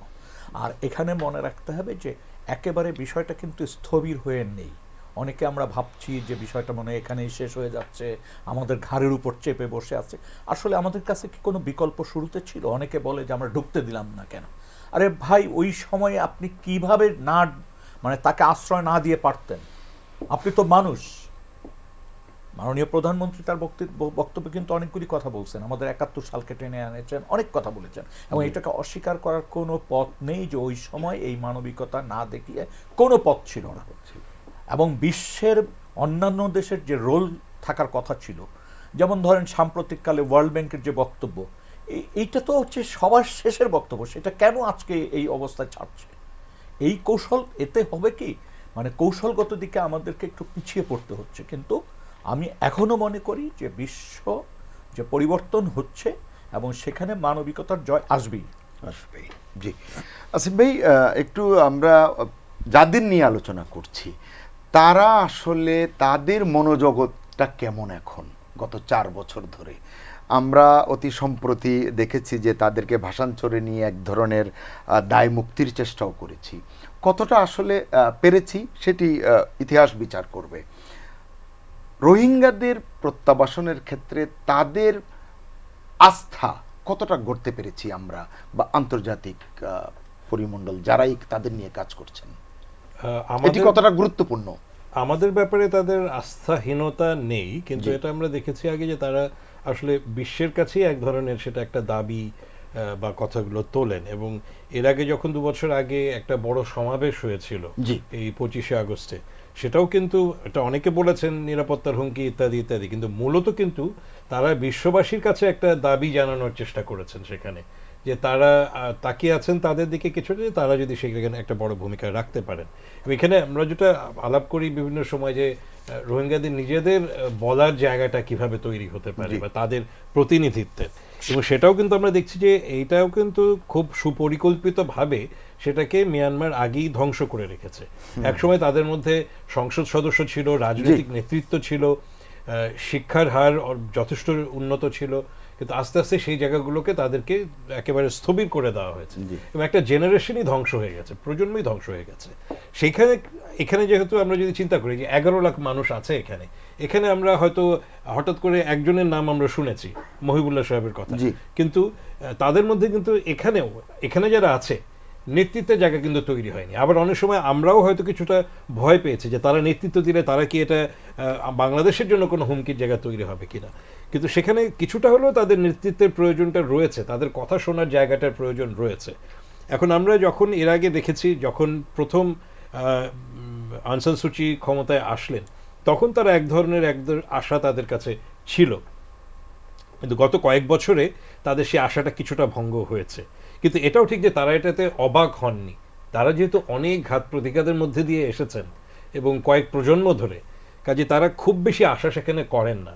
কিন্তু তারপরেও এখন আপনি চিন্তা করেন, আমরা যখন বলি যে তারা বাংলাদেশের বিভিন্ন অঞ্চলে চলে যাবে, তারা কিন্তু যায় না, খুব একটা বিশাল আকারে যায় না, হয়তো চেষ্টা করে কিছু যায় আর কি, খুব অল্প, কালে ভদ্রে আমরা গণমাধ্যমে আপনি পার্সেন্টেজ 1%ও বলতে পারবেন না, তার চেয়েও কম, পয়েন্ট সামথিং হতে পারে, কিন্তু তার চেয়ে একটু বেশি সংখ্যক কই যায় তারা বাংলাদেশের ভূখণ্ড ছেড়ে হয়তো সমুদ্র পথে বা অন্য কোনো দিকে বা কোনোভাবে যদি তারা ভুয়া পাসপোর্ট সংগ্রহ করতে পারে, তখন হয়তো তারা দেশের বাইরে চলে যাচ্ছে। কিন্তু কেন? মনস্তাত্ত্বিকভাবে তারা কিন্তু কক্সবাজার অঞ্চল ছেড়ে যাওয়ার ব্যাপারে আগ্রহী হয় না বা হবে না। অনেক সময় আছে আপনি জোর করেও তাকে অন্য এলাকায় গিয়ে স্থানান্তর করতে পারবেন না, যেখানে ঘনবসতি হয়ে গেছে, আমি বাংলাদেশে অন্য আরেকটা অঞ্চলে নিয়ে যাই। যদি আপনি চাইতেনও, আমরা যদি চাইতামও, তারা যেত না। কেন? কারণ সে ওই যে দূরে তার গ্রামটা দেখতে পায়, একটু একটা মনস্তাত্ত্বিক জায়গা আছে যে আমি বেশি দূরে নাই, যদি সমস্যার সমাধান যদি হয় আমি যেতে পারবো, আমি আমার দেশের গন্ধটা যদি পাই, একটু স্বাদটা যদি পাই, একটু যদি আমি চোখে দেখতে পাই আমার ওই অঞ্চলটাকে, এই মানসিক জায়গাটা কিন্তু তার আছে। কাজেই সেইখানে 1 বছর থাকুক, 5 বছর থাকুক, 10 বছর থাকুক, মনস্তাত্ত্বিকভাবে সে কিন্তু অস্থায়ী একটা নিবাসের জায়গা, যে আমি এখানে হয়তো অনেক বছর ধরে সে আছে, থাকতে থাকতে বুড়ো হয়ে যাচ্ছে, কিন্তু তার মানসিক জায়গাটা হচ্ছে আমি কোনো এক সময় যেতে চাই বা যেতে পারবো। তো সেই জায়গার থেকে তাদের যেটা বলছেন যে তাদের প্রতিনিধিত্বের জায়গাটি নেই, অন্তত বাংলাদেশে যারা আছে তাদের মধ্যে নেই, কিন্তু তাদের মনের জায়গাটা থেকে তারা সবসময়ই মনে করেন যে আমরা দেশে ফেরত যাব, নিজের দেশে ফেরত যাব। কিন্তু যেহেতু তারা পোড় খাওয়া গরুর মতো অবস্থা, তারা এটুকু বোঝেন যে তারা এখন যেভাবেই যেতে চান না কেন, সেখানে যদি মিনিমাম যে স্ট্যান্ডার্ড এবং তাদের নাগরিক অধিকারের নিরাপত্তাগুলো না হয়, কারণ এখন দেখেন এখানে যারা এসেছে তারা তো চিহ্নিত হয়ে গেছে, এরা পালিয়ে এসেছে, এদেরকে তো ওখানকার মিয়ানমার বাহিনী হাতে তুলে এখানে দিয়ে যায়নি, তারা নিপীড়িত হয়েছে, নির্যাতিত হয়েছে, পালিয়ে এসেছে এখানে। কিন্তু মিয়ানমার দেখতেই পারে যে এটা তাদের চয়েস, আমরা তো তাদেরকে বলিনি তুমি চলে যাও, হ্যাঁ আমি তাকে বাধ্য করেছি, কিন্তু সে যাওয়াটা তো সে নিজেই গেছে, হেঁটে হেঁটে তো সে পার হয়ে এসেছে নিজেই, তো সে কিন্তু চিহ্নিত। এখন সে যদি ওখানে যেতে চায়, সে কিন্তু চিহ্নিত মানুষ হিসেবেই থাকবে, যে এই মানুষগুলো আমার দেশ থেকে ওখানে চলে গেছিল বা চলে যেতে বাধ্য করা হয়েছিল। কাজে তাকে কিন্তু নজরদারিতে সবসময় রাখবে, যদি ওই অধিকারের জায়গাগুলো নিশ্চিত। এই যে সেফ জোনের কথা কেন বলা হচ্ছে, যে ভয়টা তো আছেই, যে তারা এখন যেই নিপীড়নের কারণে এখানে এসেছে, আবার ফেরত গেলে এর চেয়ে বেশি নিপীড়ন হতে পারে। তো সেই জায়গার থেকে তাদের মনের জায়গাটা হচ্ছে যে তারা অবশ্যই তাদের নিজেদের দেশে ফেরত যেতে চান, কিন্তু তারা এই বাস্তবতাটাও বোঝেন যে এটা যাওয়াটা সহজ হবে না, এবং সেই ক্ষেত্রে আন্তর্জাতিক মহলের কাছে কিন্তু তাদের সবসময় একটা দাবির জায়গা আছে। সেখানে আমরা দেখেছি অনেক সময় যে অন্তত বিভিন্ন দেশে যে ডায়াসপোরা আছে রোহিঙ্গাদের, তারা কিছুটা হলেও একটু চেষ্টা করেছেন বা করেন, যারা অনেক সময় জাতিসংঘ থেকে শুরু করে আন্তর্জাতিক মানবাধিকার সংস্থাগুলোর মাধ্যমে কিছু কিছু বক্তব্য তারা দেওয়ার চেষ্টা করেন। কিন্তু সেখানেও সমস্যা রয়েছে, যেহেতু তারা বিভিন্ন দেশে ছড়িয়ে আছেন, ইউরোপ থেকে শুরু করে অনেক জায়গায়, তারা কিন্তু সুসংগঠিত নন। কাজে এই সুসংগঠিতটাও যেটা বললাম, তাদেরকে সুসংগঠিত রাখতে দেওয়া হয়নি, কাজে সেইটার সুযোগগুলো কিন্তু মিয়ানমার পেয়ে যায়, যে তারা সুসংগঠিতভাবে তাদের একটা ওয়ান ভয়েস হিসেবে তারা কথা বলবেন, সেই জায়গাটা কিন্তু তাদের জি হাবিব ভাই, এই জায়গাটিতে অনেক পর্যবেক্ষক, অনেক আলোচক এই কথাটি বলেন বিভিন্ন সময়ে, যদি তারা সুসংগঠিত হতে পারে, যদি তারা ক্ষিপ্ত হয়ে ওঠে, মানে এর যেহেতু আপনি সাবেক সেনা কর্মকর্তা, আপনি যদি একটু বলেন যে এর মনস্তাত্ত্বিক, এর আপেক্ষিক বলেন বা বাস্তবতা কতটুকু, তাদের সুসংগঠিত হয়ে ওঠা এই অঞ্চলকে অস্থিতিশীল করবার মতো তারা শক্তিশালী হয়ে ওঠার শঙ্কা আছে কিনা? এটা আসলে তো এই বিষয়টা তো সুসংগঠিত হতে, প্রশ্নটা আসছে যে তার সুসংগঠিত উনি বলছিলেন যে হতে দেওয়া হয়নি, না, সুসংগঠিত হচ্ছে না। জি জি, এটা মানে আমি বলতে চাচ্ছি যে সুসংগঠিত হওয়ার একটা তো কজ থাকতে হবে। জি, কজ, এটা জি। তো কি কজ? কজ কি এখানে নেই যে আমি আমার বাস্তুচ্যুত হয়েছি, আমাকে ফিরে যেতে হবে, আমার অধিকার পেতে হবে, নাগরিকত্ব ফিরে পেতে হবে? কজটা কিন্তু ওখানে চাইতো আরো গভীরে, আচ্ছা, আরো গভীরে তাহলে সেই আছে, জন্য কি? সমস্যাটা জি আছে। জি সমস্যাটা হচ্ছে যে যে কজটা তারা চাচ্ছে, তাদের একটা রাষ্ট্রীয় আইডেন্টিটি, নাগরিক আইডেন্টিটি, তার একটা তাদের অস্তিত্বের একটা বিষয়।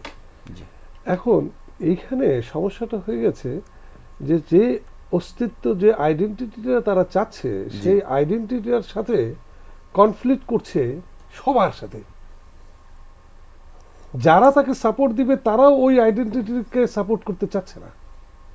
আমি ব্যাখ্যা করছি, তারা একটা ইসলামিক রেডিক্যাল আইডেন্টিটি নিয়ে তারা কিন্তু ওখানে অপারেশনটা করছে, যেটা ওয়েস্টও চায় না, সেটা চায় না। ডেভেলপমেন্টটা চায় জি। না। ওইরকম একটা, তারা বাংলাদেশের ভিতরে এরকম করে যে তারা ট্রেনিং করুক, এখানে সেফ হেভেন বানাক, এখানে ট্রেনিং ক্যাম্প করে ওখানে যে ইনসার্জেন্সি করবে, এটা ওয়েস্ট চায় না, ইউরোপ চায় না, চীন চায় না, কেউ চায় না, বাংলাদেশও চায় না, বাংলাদেশও চায় না। নিশ্চয়ই। তাইলে কে তাকে হেল্প করবে টু মেক দিস থিংস? কে তার অস্ত্র দিবে? কে তার প্রশিক্ষণ দেবে? কে তাকে অর্থ দিবে? এগুলো কোনোটা ছাড়াই তারা করতে পারবে না। এবং কি তাদের মধ্যে যারা আছে, এই যে আরাকান পুরো জনগোষ্ঠী, জি। সবাই কি তাই চায়?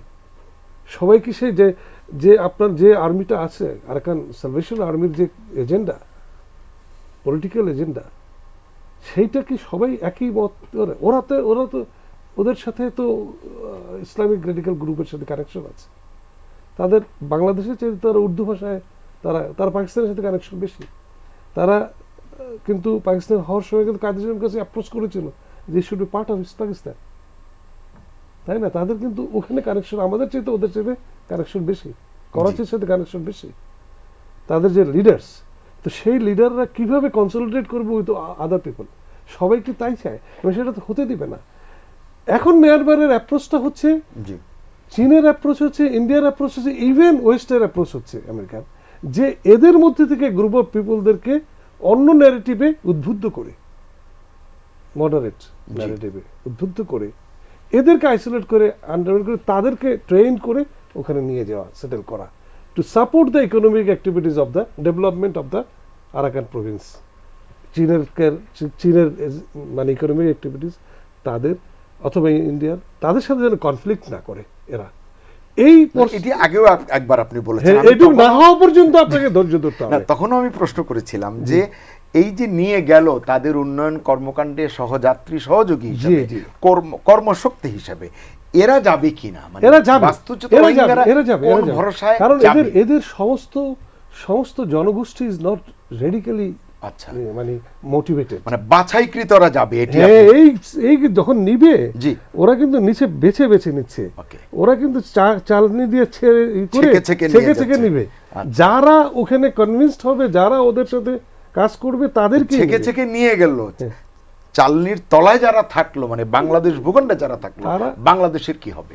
ওরা আমার বিশ্বাস যে তারা they will not be able to organise, because nobody will support. না, অর্গানাইজের প্রশ্ন নয়, যে বাংলাদেশের তো আপনি জানেন ইতোমধ্যেই ওই অঞ্চলের মানুষরা সংখ্যালঘু হয়ে গেছে, নানান ধরনের অপরাধ প্রবণতায় জড়িয়েছে রোহিঙ্গা জনগোষ্ঠীর অনেক সদস্য, এবং কেউ কেউ বলছেন কালকেউটের মতো, কেউ বলছেন এরা নিজেদের মানে ওই অঞ্চলকে, উখিয়া টেকনাফকে মগের মুল্লুক মনে করছে। এটি আমাদের জন্য আমরা কতটুকু সহ্য করতে পারবো? মানে আমি এই প্রশ্নটা আমার একটু আমি বলছি যে এই যে আপনি বলছেন বাছাই করে যাদের নেবে আর যারা থেকে যাবে, আমি তাদের সংঘবদ্ধ হবার কথা বলছি না, আমি বলছি তারা আমাদের জন্য কতটা চাপ হিসেবে না, থাকবে। যারা এখানে থাকবে আমার কাছে মনে হয় যে এরা মাইনরিটি হয়ে যাবে, এবং আলটিমেটলি এরা বাংলাদেশে, যদি বাংলাদেশের এই প্রেজেন্ট গভর্নমেন্টের এই সেন্টিমেন্টটা আপনি কি জানেন, হাবিব ভাই নিশ্চয়ই জানেন, গত 4 বছরে তারা কত নবজাতকের জন্ম না দিয়েছে। দিয়েছে, আমি বলছি এই নবজাতককে যতই জন্ম দিই, এরা যখন বড় হবে এরা এদেরকে নিয়ে কিভাবে আমরা অ্যাড্রেস করব? এদেরকে হচ্ছে কি বাংলাদেশের প্রেজেন্ট গভর্নমেন্টের যে সেন্টিমেন্টটা আছে, পলিটিক্যাল সেন্টিমেন্টটা আছে, এই পলিটিক্যাল সেন্টিমেন্টে যদি এরা মানে গ্রোন আপ হয়, জি, তাইলে আর ওই ধরনের রেডিক্যাল এনভায়রনমেন্টে তারা থাকবে না। তো এই সেন্টিমেন্টে গ্রোন আপ হলে তারা যদি আবার মিশে যায় এই না স্রোতের সঙ্গে, ওটা দেখেন, এটা আমরা আসলে কিন্তু অনেক মানে বুঝবার জন্য আমি দর্শকরা যেন বলতে চাচ্ছি যে বিভ্রান্ত না হয়। আমাদের ইন্টারন্যাশনাল পলিটিক্সে কিন্তু অনেক ধরনের ডায়নামিক্স কাজ করছে। জি। এখন কিন্তু আমরা যে তালেবান ধরেন 1996 সালের যে তালেবান এর যে অ্যাটিচিউড আর এখনকার তালেবানের অ্যাটিচিউড কিন্তু এক না। আচ্ছা, জি, এই ধরনের পরিবর্তনগুলো কিন্তু আসবে, জি। আসতে বাধ্য মানুষ, কারণ এই বিবর্তনটা হচ্ছে, আচ্ছা। আমাদের চিন্তাধারার বিবর্তন হচ্ছে। অর্থাৎ সেটি নিয়ে খুব ভাববার কিছু, এত ভাববার কিছু নাই আমাদের, আচ্ছা, জি। এইটা কিন্তু ভেরি ম্যাচিউরলি হ্যান্ডেল হচ্ছে। ওকে, এই থ্রেটটা বুঝে এখন জি, আমাদের পলিটিক্যাল যারা অথরিটি আছেন এখানে সিকিউরিটি অথরিটি যারা আছেন, ভেরি ম্যাচিউর পিপল, তারা বুঝে যে এইটাকে কিভাবে করবে, ডাইলিউট করবে, ওই সেন্টিমেন্টগুলো ডাইলিউট করে একটা কিভাবে একটা বেটার এনভায়রনমেন্ট তৈরি করা হবে, জি, খুব ট্যাক্টফুলি করা হচ্ছে জি। এগুলো। এই জায়গাটিতে একটু যদি আপনি মতামত দিতেন যে এটা নিয়ে যে চালনি দিয়ে ছেকে যাদের নিয়ে যাবে, যারা থাকবে, বর্তমানে যেখানে আমাদের স্থানীয় জনগোষ্ঠীর সংখ্যালঘু হয়ে গেছে, আগামী 3 বছরে 5 বছরে 10 বছরে কতদিন এটি প্রলং করবে আমরা জানি না, কি পরিস্থিতি দাঁড়াবে। 1, 2 নম্বর হচ্ছে যে সেপ্টেম্বরেই হচ্ছে জাতিসংঘ সাধারণ পরিষদের অধিবেশন, কি ইতিবাচক কিছু কি আমরা আশা করতে পারি কিনা, এই দুটো জায়গায় যদি একটু অ্যাড্রেস করেন। আগে যেটি দেখুন, হাবিব ভাই বলছিলেন। না, হাবিব ভাই তো একটা হাইপোথেটিক্যাল সিনারিও নিয়ে কথা বলছেন, যে আমরা একটু অনুমান করছি, কল্পনা করছি যে এরকম হতে পারে, কিন্তু বাস্তবে মিয়ানমার সরকার, চীন বা ভারত একযোগে তাদের ডেভেলপমেন্ট যে মানে যেটা বলা হচ্ছে যে এক ধরনের ডেভেলপমেন্ট নিড থেকে তাদেরকে ওয়ার্কফোর্স হিসেবে ফেরত নেয়ার, এটা কিন্তু একটা হাইপোথেসিস, এবং বাস্তবে এটা ঘটবে কিনা আমরা জানি না। যদি ঘটে তাহলে সেটা কি হারে নিয়ে যাবে, কতজনকে নিবে, 11 লক্ষ বা 12 লক্ষ আছে, তার মধ্যে মানে পার্সেন্টেজে কতজন হবে সেটা আমরা জানি না। ফলে গত 4 বছরই তো প্রায় 1 লক্ষ যোগ হয়েছে। না, সেটা যোগ হবে, আরো যোগ হবে। আমরা জানি যে এই জনগোষ্ঠীটি একটি বিশেষ জনগোষ্ঠী বিভিন্ন দিক থেকে, কারণ আপনি যদি মানে এই বাস্তুচ্যুত জনগোষ্ঠীর বিভিন্ন দেশে যাওয়ার ইতিহাস দেখেন, শরণার্থী হিসাবে হোক আর যে কোনো মানে স্ট্যাটাসে হোক, এই রোহিঙ্গারা কিন্তু ব্যতিক্রম। আপনি যদি আফগান রিফিউজি ইন পাকিস্তান অথবা সিরিয়ান রিফিউজি ইন আপনার টার্কি অথবা ক্যামেরুন থেকে শুরু করে আপনার বিভিন্ন দেশ এবং প্যালেস্টাইনিয়ানরা, তাদের কারোরই কিন্তু আপনার এইরকম একটা স্টেটলেসনেস কিংবা একটা দেশ থেকে মানে আপনার প্যালেস্টাইনদের ইতিহাসটা ডিফারেন্ট। 1948 সালে সেই ইসরায়েল রাষ্ট্র তাদেরকে উৎখাত করে তাদের রাষ্ট্র দখল করে সেটা, কিন্তু অন্য সিচুয়েশনে কিন্তু সাধারণত দেশের ভেতরে যুদ্ধ বিগ্রহ হয়, বিভিন্ন পক্ষ থাকে, সেই পক্ষের যুদ্ধের কারণেই কিন্তু অন্য দেশে, যেটা আমাদের 71-এর যে অভিজ্ঞতা, এখানে কিন্তু একটা রেজিম একদিকে কালচারালি তাদেরকে এনহিলেট করার চেষ্টা করেছে বহু বছর ধরে, তারপরে তারা মিলিটারিলি তাদেরকে এখান থেকে সরিয়ে দেওয়া হয়েছে, এবং সেটা হচ্ছে persecution, genocide and crime against humanity. এই ধরনের অপরাধ থেকে যারা আসে সেই গোষ্ঠীটা হচ্ছে রোহিঙ্গারা।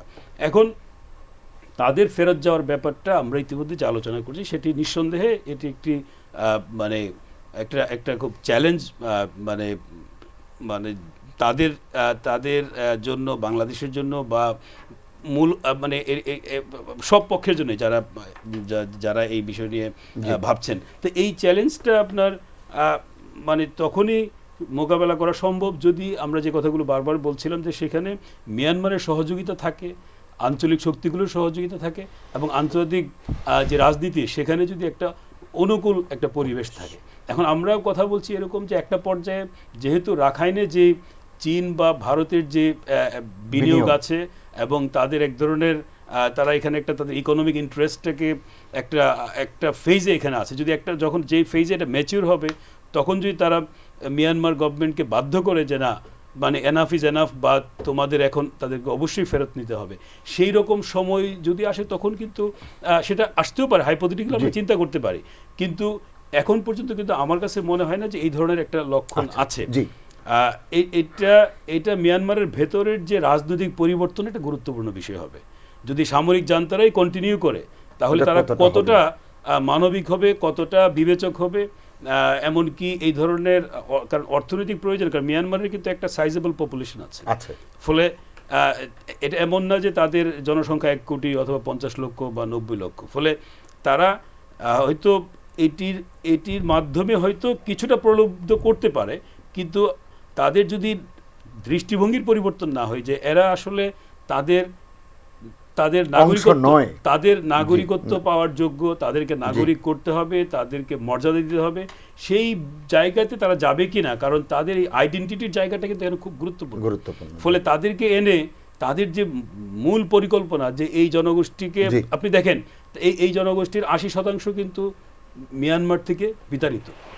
এটা পৃথিবীতে কোন রাষ্ট্রটাই কাজ করতে পেরেছে যে একটা জাতিকে সম্পূর্ণভাবে নির্মূল করা? এই কাজটি কিন্তু আপনার এই সেকেন্ড ওয়ার্ল্ড ওয়ারের পরে এই কোনো রাষ্ট্র করতে পারেনি। তারা কিন্তু এই কাজটি সফলভাবে করেছে এবং আজকে বাংলাদেশে তারা বাস করছে, সৌদি আরবে বাস করছে, পাকিস্তানে করছে এবং বিশ্বের আরো বেশ কিছু দেশে, মালয়েশিয়া সহ। তো এই মাইন্ডসেট যেটা এটা বুঝতে পেরেছি, কিছু আশা করেন কিনা জাতিসংঘ সাধারণ পরিষদের অধিবেশনে থেকে এবার কি মোমেন্টাম হবে কিনা? এখানে মোমেন্টামটা যেহেতু একটু আগে আমরা শুরুর দিকে বলছিলাম যে এই যে দুটো গুরুত্বপূর্ণ আন্তর্জাতিক ইস্যু তৈরি হয়েছে, আফগানিস্তান প্রসঙ্গ এবং করোনা ভাইরাসের যে বিষয়টি, এই দুটো বিষয়ের মধ্যেও আমার কাছে মনে হয় যে এই রোহিঙ্গা ইস্যুটাকে সামনে নিয়ে আসা এবং এটার ব্যাপারে আন্তর্জাতিক সম্প্রদায়কে এক ধরনের কাঠগড়ায় দাঁড় করানো, এটি কিন্তু বাংলাদেশের কূটনীতিতে আমরা লক্ষ্য করছি এবং বাংলাদেশ খুব সফলভাবে কিন্তু আমাদের মাননীয় পররাষ্ট্রমন্ত্রীর যে বক্তব্যগুলোতে আপনি দেখেন, পররাষ্ট্রমন্ত্রী কিন্তু নিরাপত্তা পরিষদের যে ব্যর্থতাকেও সেখানে উনি নিয়ে আসছেন, উনি পশ্চিমা বিশ্বের যে কূটনৈতিক যে সীমাবদ্ধতা সেটিও উনি বলছেন, একই সঙ্গে আমরা চীন বা ভারতের যে ভূমিকা সেটিও আমরা জানি।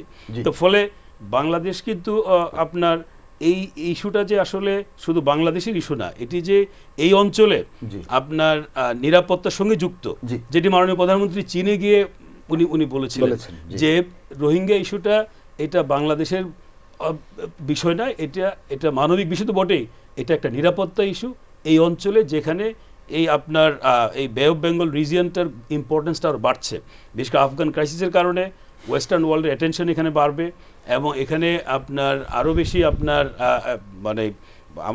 মানে কূটনৈতিকভাবে নজর দেওয়া হবে। ফলে এই ইস্যুটাকে যদি আপনার রিজলভ না করা হয় তাহলে কিন্তু এখানে অনেক আনইনটেন্ডেড আপনার ফোর্সেস বা কনসিকুয়েন্সেস তৈরি হবে।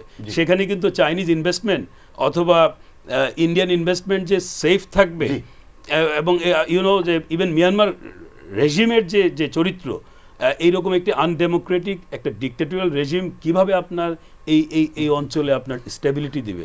ফলে রোহিঙ্গা ইস্যুটা কিন্তু এই মিয়ানমারের যে রেজিমের যে ডিক্টেটোরিয়াল যে ক্যারেক্টারের সাথে একত্রিত হয়ে একটা বড় ধরনের আঞ্চলিক ক্রাইসিস তৈরি করবে। জি লিটন ভাই, একটু এই ইস্যু তো আপনি বলতে পারেন, আপনার পর্যালোচনাটি শুনতে চাই। সঙ্গে আসিফ মনির ভাই একটুখানি কথা বলেছিলেন ওই জায়গাটিতে, আপনার কাছ থেকে শুনতে চাই যে রোহিঙ্গা জনগোষ্ঠীর যেমন আমরা অনেকেই বলেন যে প্রবীণ সদস্য যারা, তাদের মধ্যে ফিরে যাবার এক ধরনের তাড়না টান কাজ করে, কিন্তু যারা এখানে বেড়ে উঠছে গত 4 বছরে যারা জন্ম নিয়েছে, এদের কথা বাদও যদি দেন, যারা গত 4 বছরে আরও শক্ত সমর্থ হয়েছে, মানে কি বলো কৈশোর থেকে তারুণ্য থেকে যৌবনে পা রাখছে, তাদের চিন্তা ভাবনা কিন্তু ভিন্ন। আপনারা যারা ওই অঞ্চলগুলোতে কাজ করেন, আপনাদের বিশ্লেষণ কি বলে? দেখেন, আসিফ মনির ভাই কিন্তু খুব স্পষ্ট করে কথা বলার চেষ্টা করেছেন, যেটা আসলে একটু আমি মনে করছি যে এই জায়গাটাতে খুব আরো বিস্তারিত আলোচনা হওয়া দরকার। উনি বলেছেন সুসংগঠিত, উনি কিন্তু বলেননি যে সশস্ত্র সংগঠন না, আমি কিন্তু ব্যাখ্যাটা খুব খেয়াল করেন। উনি বলেছেন সুসংগঠিত এবং রোহিঙ্গাদের ভয়েসটা আন্তর্জাতিক মহলে যাবার প্রয়োজন, এবং সেটা এখানে যে অবস্থা সেখানে প্রথম হচ্ছে এইখানে যারা আশ্রয় নিয়েছেন তাদের তো দীর্ঘদিন ধরে শিক্ষা থেকে বঞ্চিত করা হয়েছে, যাতায়াত মানে স্বাধীনভাবে চলাফেরার ক্ষেত্রে ইয়ে করা হয়েছে, রাজনীতির থেকে দূরে সরিয়ে দেওয়া হয়েছে শক্তি প্রয়োগ নানাভাবে, জেল জুলুম নির্যাতন করে গণহত্যা সংগঠিত করেছে, দেশ থেকে বিতাড়িত করেছে এবং একটা জাতিগোষ্ঠীকে সম্পূর্ণ ধ্বংস করার একটা চেষ্টা। এইখানে যে জিনিসটা খুব খেয়াল করা দরকার আমাদের, উনি কিন্তু রেফারেন্স টেনেছেন যে 2 বছর আগে 25শে আগস্টে একটা মহাসমাবেশ হয়েছিল এবং সেটার মধ্যে দিয়ে একটা ভয়েস রেইজের চেষ্টা হয়েছিল। এই জায়গাটিতেই আসলে খুব জরুরি দরকার ছিল মনোনিবেশ করা, কারণ মনে রাখতে হবে সমস্যাটা বাংলাদেশ আর মায়ানমারের ভিতর না, আর সমস্যাটা শুধু সামরিক না, সমস্যা যেমন সামরিক তেমনি মানে সিকিউরিটি বিষয়, তেমনি ইকোনমিক্যাল বিষয়, পলিটিক্যাল বিষয়, সব কিছু কিন্তু এই জায়গাটিতে মিশ্রিত হয়েছে। এই জায়গার থেকে আপনাকে খুঁজে বের করতে হবে সমাধানের পথ। আরেকটি জিনিস হচ্ছে যে আমরা রোহিঙ্গাদের এই ভয়েসটাকে সহ্য করতে পেরেছিলাম কিনা, অর্থাৎ আমরা কিন্তু ওই যে সিকিউরিটি মাথায় সবসময় কাজ করে, আমরা এই জায়গাটিতে বিশ্বাস করতে পারিনি। আমি আবারও বলি, আসিফ মনির ভাই যেটা বলছে 1% লোকও কিন্তু বাইরে যাচ্ছে না, এটা হচ্ছে ফ্যাক্ট। ইয়াং যে পিপলগুলো আছে তাদের অনেকেই অনেক ধরনের অপরাধের সাথে যুক্ত হয়েছে। এই অপরাধের আপনি যদি কেসগুলি খেয়াল করেন, একদম প্রত্যেকটা কেস দেখবেন এর অধিকাংশের সাথে স্থানীয় জনগোষ্ঠী যুক্ত, একসাথে মিলে তারা কাজগুলি করছে। তার মানে হচ্ছে অপরাধীর বিষয়টা আপনারা জেনারেলাইজ করেন না। তাতে হবে কি যে আপনার মুক্তিযুদ্ধের সময় সেম কিছু নেচার আছে, আপনি কিন্তু অস্বীকার করতে পারবেন না, সেটাকেও আপনার এখন আপনি প্রশ্নবিদ্ধ করতে যাচ্ছেন। এই জায়গাগুলি আমাদের খেয়াল রাখা দরকার। আর আমি মনে করি যে সমস্যাটি রোহিঙ্গাদের সাথে, রোহিঙ্গারা তো মায়ানমারের নাগরিক, তাদের সাথে তাদের সরকার দেশের সমাধানের পথে এই রোহিঙ্গাদের ভয়েসটাকে আমাদের মূল্য দিতে হবে, অনার করতে হবে, এবং যাহা কিছুই আমরা পরিকল্পনা করি না কেন আমাদের কিন্তু তাদের সাথে অবশ্যই এক ধরনের কথাবার্তা বলার বিষয় রয়েছে। আর সর্বক্ষেত্রে আরেকটি জিনিস যেটা দেখি, সিকিউরিটির বিষয় আসলেই আমরা ইদানিং ইসলামী মৌলবাদ, সশস্ত্র গ্রুপ এগুলোকে খুব প্রাধান্য দিয়ে ফেলি। এতে হয় কি, সমস্যাটা কিন্তু আর আমরা চিহ্নিত করতে পারি না। আমাকে বলেন তো, তালেবানদের এ পর্যন্ত যারা মানে ধরা পড়েছে বা মারা গেছে, বা আইএসের আজ পর্যন্ত কয়জন রোহিঙ্গা নাগরিক ধরা পড়েছে, জেলে গেছে বা আত্মহত্যা দিয়ে, আমরা তো জানি কতজন মানুষ কোথায় মারা গেছে। একটা কেস আমি আপনাকে বলি, অনেক গবেষক এটা নিয়ে গবেষণা করেছেন, অনেকেই বলেছেন যে এটি পাওয়া যায়নি। আমরা গত বছর বা তার আগের বছরে কয়েকজন লোককে মালয়েশিয়ায় গ্রেপ্তার হতে দেখলাম ইন্দোনেশিয়ান নাগরিকদের সাথে। সেইখানে বলা হচ্ছিল যে ইসলামী রেডিক্যাল গ্রুপের সাথে তাদের একটা সংশ্লিষ্টতা ছিল, কিন্তু সেটা প্রুফ হয়নি। জি, আমরা একেবারে শেষ পর্যায়ে চলে এসেছি। আপনাদের 4 জনের কাছ থেকেই আমি বোধহয় 1.5 মিনিট করে সময় দিতে পারবো। শেষ কথা, সমাধানের লক্ষ্যে কোনো পরামর্শ আমাদের আন্তর্জাতিক কূটনীতির জায়গায়, মানে যার যার জায়গা থেকে পরামর্শের আকারে যদি আমরা এটি সমাধান খুঁজতে চাই, তাহলে কি বলবেন?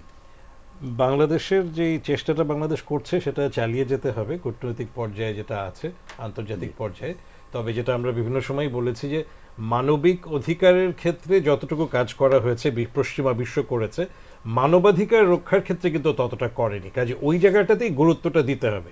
মানবিক অধিকারের একটা ধারাবাহিকতা এখন আছে, এবং এখানে কিন্তু আর্থিক সংকটও যে খুব বেশি হচ্ছে তাও না। মানবাধিকার প্রতিষ্ঠার ক্ষেত্রে এবং এই যে বিচারিক আদালত এবং আন্তর্জাতিক অপরাধ আদালতেও কিন্তু এখনো ওইটার ইনভেস্টিগেশনটা শুরু হয়নি। এই ব্যাপারে একটু চাপটা সৃষ্টি করতে হবে, বাংলাদেশ একা পারবে না।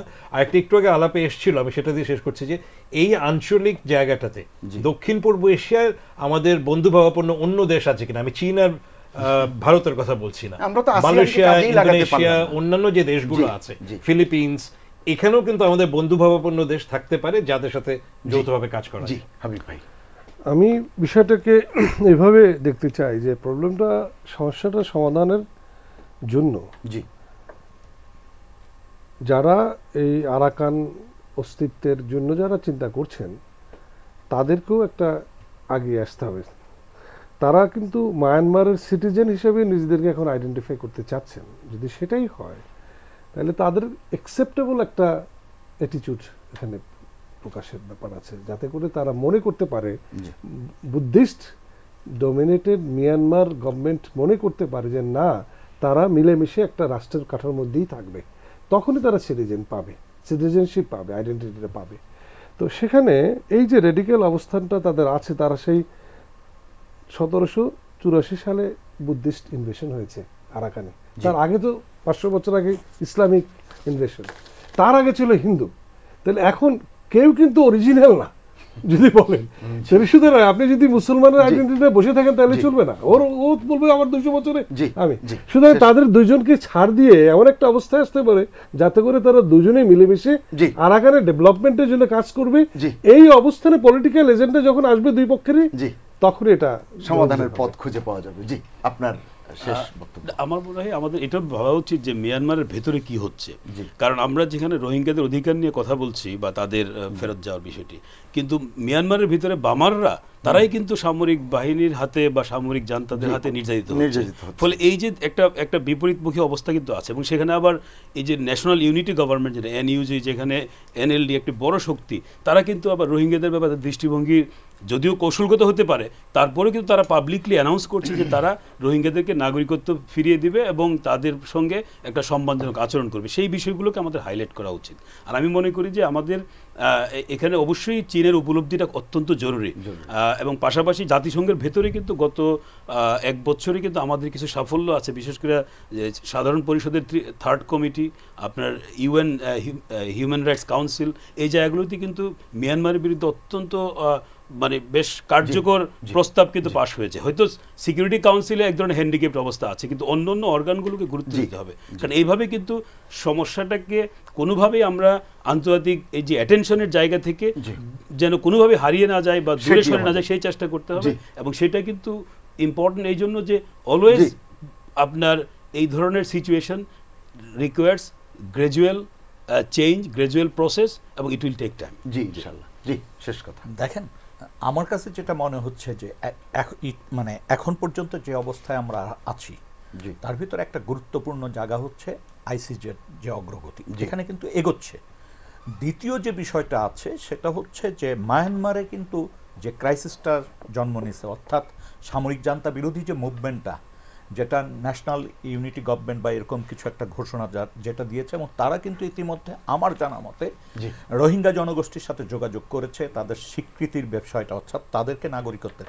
আরেকটা জিনিস ভুলে গেলে চলবে না যে এদের প্রায় সবারই কিন্তু নাগরিকত্ব ছিল, একটা প্রসেসের মধ্য দিয়ে, একটা মধ্য দিয়ে নতুন নতুন আইন কানুন বানিয়ে ওদেরকে নাগরিকত্ব হরণ করা 1982 সাল থেকে। জি, সুতরাং এই জায়গাটিতে আমাদের মনে রাখতে হবে যে আন্তর্জাতিক মহলের সহযোগিতা আমাদের সবসময় দরকার হবে, এবং রোহিঙ্গাদের ভয়েসটাকেও আমাদের তুলে ধরার মতো পরিবেশ রাখতে হবে, এবং কোনোভাবেই মানবাধিকারের বিষয়টাকে এড়িয়ে যাওয়া ঠিক হবে না। জি, এই জায়গাটি আমি মনে করি। জি, আপনাদের 4 জনকে অনেক ধন্যবাদ আমাদেরকে সময় দেওয়ার জন্য। সুপ্রিয় দর্শক, আমরাও প্রত্যাশা করি বিশেষ করে বাংলাদেশ এবং রোহিঙ্গা জনগোষ্ঠী যারা বাংলাদেশে রয়েছে, আমরা নিশ্চয়ই এটিই প্রত্যাশা করব আজকের এই অনুষ্ঠান থেকে, রোহিঙ্গা সমস্যার সমাধান যেন দ্রুত থেকে দ্রুততর হয়, এটি বেগবান হয় আগামী দিনগুলোতে। সবাই ভালো থাকুন। যারা এতক্ষণ আমাদের সঙ্গে ছিলেন, আপনাদের প্রত্যেককে ধন্যবাদ জানাচ্ছি। এই কারণেই ধন্যবাদ জানাচ্ছি যে করোনা কমছে, আপনারা সচেতন হচ্ছেন, আরও সচেতনতা কাম্য। ডেঙ্গু প্রতিরোধেও আমাদের সচেতন হওয়া খুব জরুরি। আসুন আমরা সচেতন হই, নিজে বাঁচি, পরিবারের সদস্যদের বাঁচাই, এবং দেশকে করোনা মহামারী মুক্ত হতে সহায়তা করি। সবাই ভালো থাকবেন।